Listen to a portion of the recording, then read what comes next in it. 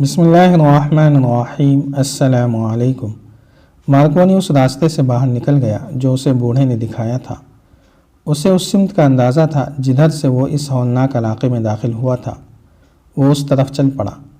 उसने कमोबेश 2 मील सफ़र तय किया तो ये देखकर हैरान रह गया कि वो उस मकाम पर पहुंच गया है जहां से वो अपने गिरोह के साथ अंदर गया था। वो अपने खीमे तक गया। उसने इस्माइल और कुदूमी को एक ही खीमे में इकट्ठे बैठे देखा। उसके चेहरे का रंग बदल गया। हुक्म के लहजे में इस्माइल से कहा, मैंने तुम्हें कहा था कि अपनी हैसियत में रहना। इसके पास बैठे तुम क्या कर रहे हो? क्या मैं इस वीराने में अकेली बैठी रहती? कुदूमी ने कहा, मैंने खुद इसे अपने पास बुलाया है। तुम्हें मैं अपने साथ सिर्फ और सिर्फ अपने लिए लाया हूँ। मार्कोनी ने गुस्से से कहा, मैं तुम्हें अपनी उजरत दे रहा हूँ। मैं तुम्हें किसी और के साथ नहीं देख सकता। अपने घर में अपने पास 100 आदमियों को बुलाओ। यहाँ तुम मेरी लौंडी हो।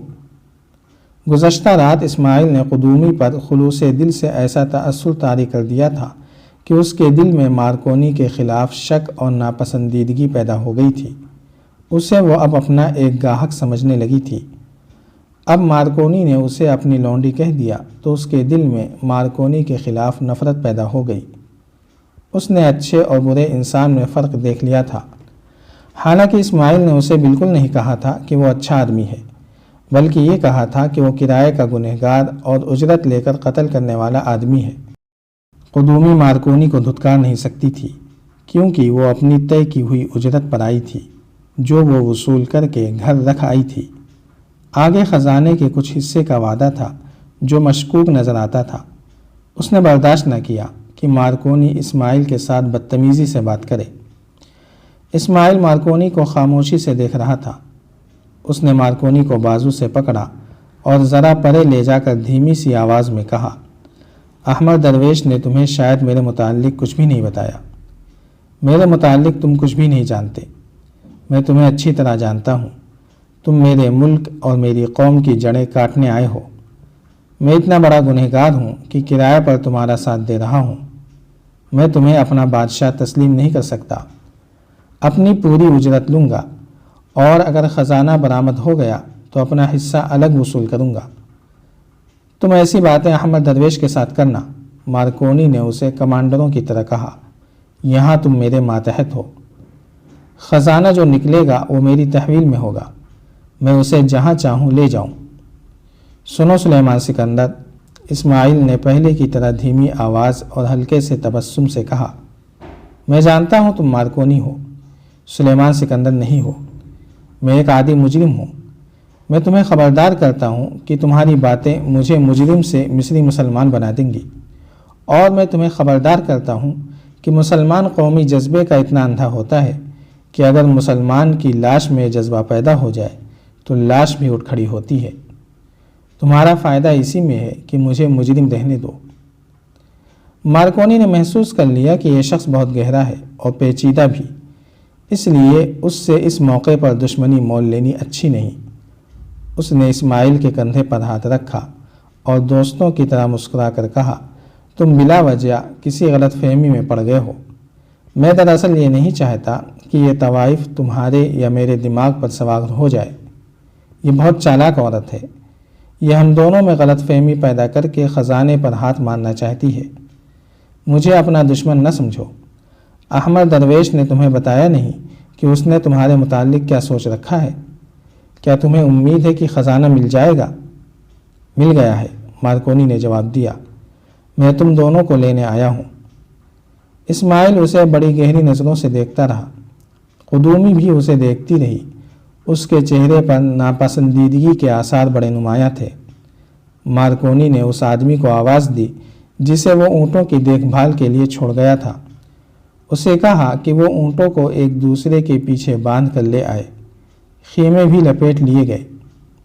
मार्कोनी उन्हें वहाँ ले गया जहाँ उसके दूसरे आदमी थे और जहाँ फ़िरौन रेमेनेस का खुफिया मदफन था। कुदूमी ने ऐसी सरसब्ज जगह देखी तो बहुत हैरान हुई। एक ऊंची पहाड़ी के दामन में नन्ही सी झील थी।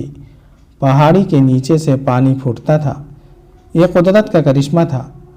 مارکونی ننگے قبیلے کے بوڑھے سردار کے پاس چلا گیا۔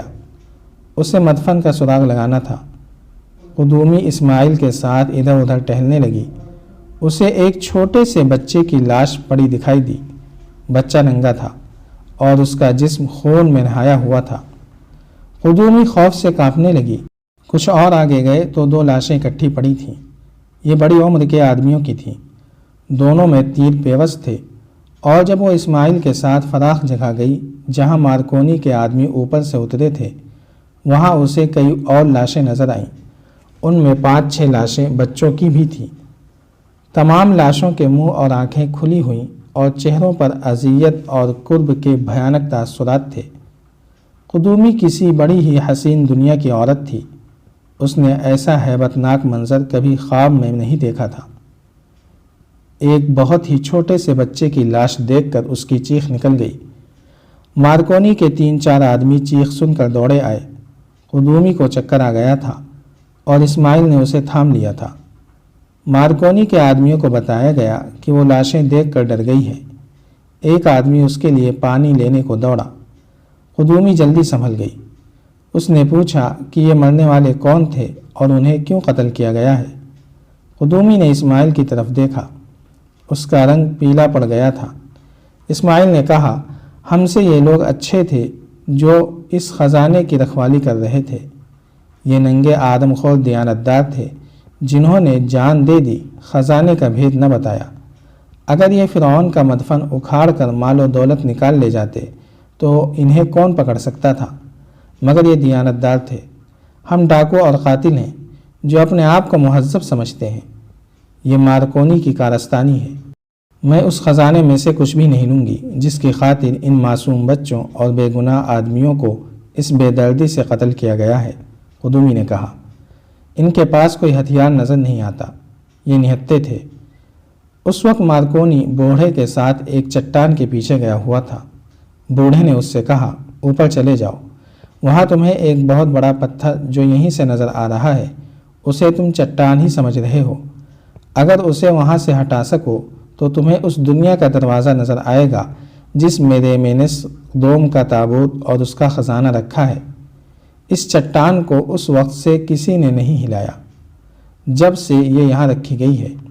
15 صدیوں سے اس چٹان کو کسی نے چھوا بھی نہیں۔ ہم 15 صدیوں سے اس کی رکھوالی کر رہے ہیں۔ میں تمہیں ریمینس کی موت کے واقعات اس طرح سنا سکتا ہوں جیسے وہ کل میرے سامنے مرا ہو۔ یہ مجھے باپ اور دادا نے سنائے تھے، دادا کو اس کے باپ اور دادا نے سنائے تھے، اور اس طرح 15 صدیوں کی باتیں میرے سینے میں آئیں جو میں نے اپنے قبیلے کو سنا دی ہیں۔ میں یہ باتیں بعد میں سنوں گا، مارکونی نے بےتاب ہو کر کہا، اور وہ چٹان پر چڑھ گیا۔ اسے یقین نہیں آ رہا تھا کہ اوپر کی مخروطی چٹان الگ ہے یا الگ کی جا سکتی ہے۔ اس نے ادھر ادھر سے دیکھنے کی کوشش کی مگر اسے کوئی ایسی جگہ نظر نہ آئی جس سے یہ چٹان الگ معلوم ہوتی ہے۔ وہ نیچے اتر آیا۔ میں جانتا ہوں تم یقین نہیں کرو گے کہ اس چٹان کے 2 حصے ہیں، بوڑھے نے کہا۔ اوپر کا حصہ جو پیچھے پہاڑ کے ساتھ ملا ہوا ہے، پہاڑ اور چٹان کا حصہ معلوم ہوتا ہے، لیکن ایسا نہیں، یہ انسانی ہاتھوں کا کمال ہے۔ اس کی ساخت قدرتی لگتی ہے لیکن یہ انسانوں کی کاریگری ہے۔ ریمینس نے یہ اپنی نگرانی میں بنوایا تھا۔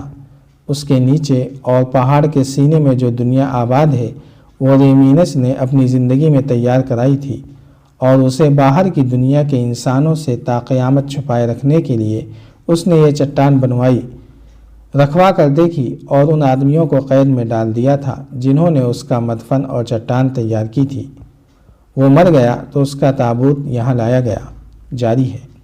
اگر آپ کو یہ قسط وار سلسلہ پسند آ رہا ہے تو لائک، شیئر اور کمنٹ کے ذریعے ہماری حوصلہ افزائی کریں۔ جزاک اللہ خیرا۔